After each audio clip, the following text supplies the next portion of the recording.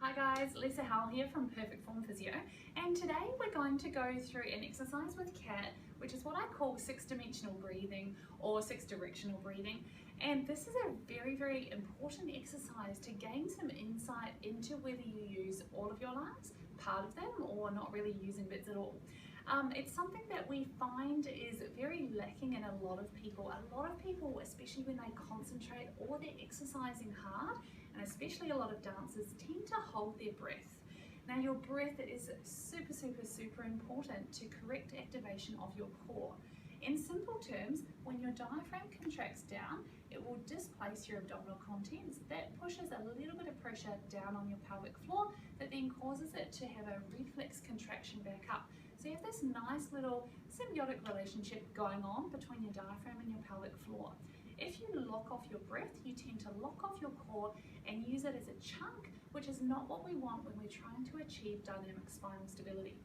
Also, I find that this is very important to check off and to correct in people who've had hip injuries long term. If they're not breathing, core tends to not work well, then the hip tends to not work well. So I've found it's a crucial element in actually getting hip injuries to heal and also achieving high extensions. So good for everyone. So first we do a little bit of a test. So Kat's going to put one hand on the front and then one hand around the back of her ribs. Your lungs actually come down to your 10th rib, so quite down low. First she's just going to close her eyes and see if she can visualize how much breath is coming forward compared to back. So are we 100 to none, 90, 10, 70, 30, 50, 50? About 70-30, I think. 70-30, and that's a really common place to start. Some people may find that it's all coming forward and none to the back. Some people may feel nice and balanced. I actually aim for about 60-40. So what we want to do is just see if with your mind you can bring a little bit more breath into the back of the ribs. Try and keep nice and soft through the chest.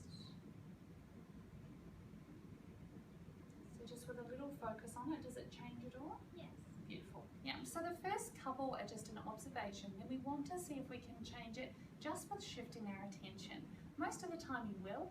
If you find that that doesn't really change much, we might need to do some massage release things in your little intercostals or some stretches, mobilizers to try and give you a bit more freedom in your rib cage. Then we try again. Number two is side to side. So place your hands out the sides of your ribs. Again, close the eyes and just assess how much breath comes into each side of the rib cage. Does it come right then left? Does one side inflate more than the other? How does that feel today? A little bit more into the left. Yeah. So again, just with your mind, see if you can match that with the right side. Now this sometimes takes a little bit of practice, and especially if you have a scoliosis or any inconsistency in your rib cage, you might find this a little tricky. However, we want to get equal expansion through both sides of the lungs. This is really important, especially if you find that you're better at doing an exercise on one side than the other. It's really nice to start evening all of things out at a very kind of deep anatomical level. How does that feel now? Yeah. And it's amazing just how quickly you can switch things around just with your mind. Then place one hand on the upper chest and one down below the belly button. It's quite nice to feel with your thumb and forefinger, feel your neck muscles. So if you lift your head off the floor and then lower it back down, those muscles that come up that are tight when you lift your neck are not breathing muscles. So we want to keep those really nice and soft. A lot of people breathe too much in their upper chest and start using their neck muscles way too much. Try and keep these super soft throughout this exercise. So we're feeling the upper breastbone and down low. Now, as you breathe, just notice how much is spread between these two. A lot of people take too much up into the upper chest and very little down low. So imagine if you can let the breath come down. Now, you're not actually breathing air into your stomach, and this is something that I battled with as a young, very anatomically minded young dancer, and especially when I started yoga. But if you visualize the air coming down into the lungs, the diaphragm is contracting down. It's just displacing the abdominal contents. So air isn't coming into your tummy, but you will feel a gentle float and a fall as the breath happens. Good.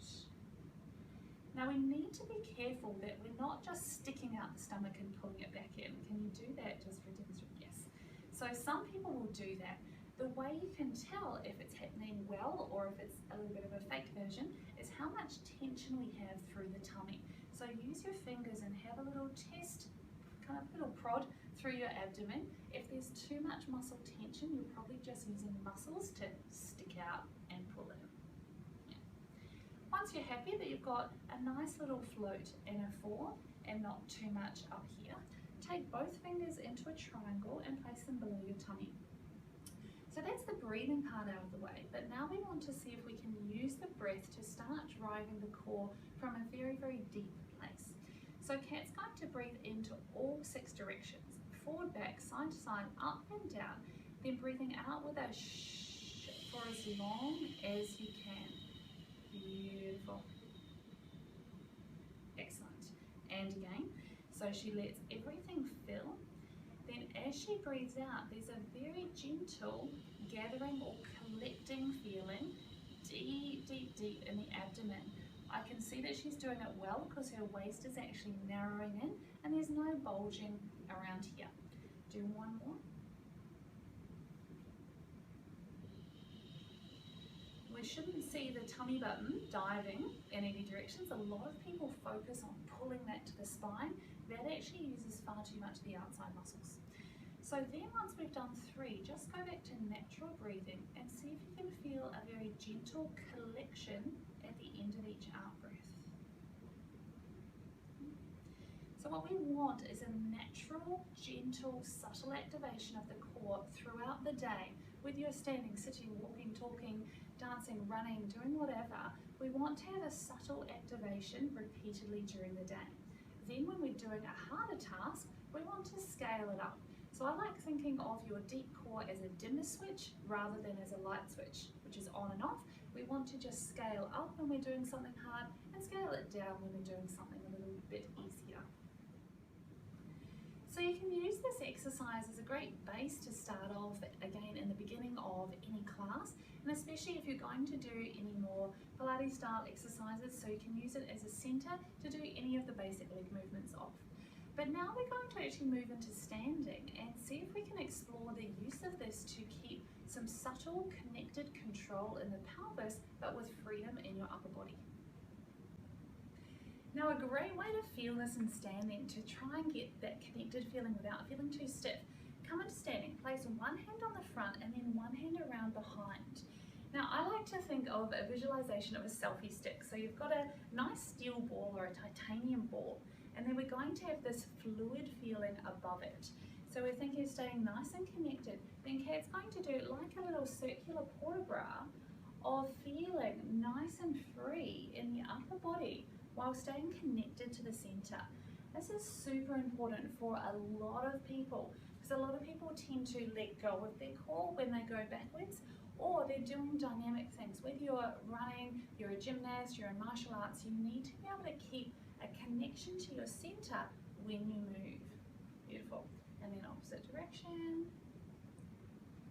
So whatever movements you need to do for your particular sport, see if you can focus on finding that connected kind of gelling feeling rather than gripping with the abdominals over the outside. Beautiful. Come on. So have a play with that. Remember, breathing forward and back, side to side, a little bit up but mostly down. Breathing out with the shh to try getting that connected feeling, and then see if you can use that during the day rather than just when you're thinking about strengthening your core. If you have any other questions about starting off any kind of core stability program, or if you're having any issues with your low back, feel free to give us a call at Perfect Form. We'd be glad to help you.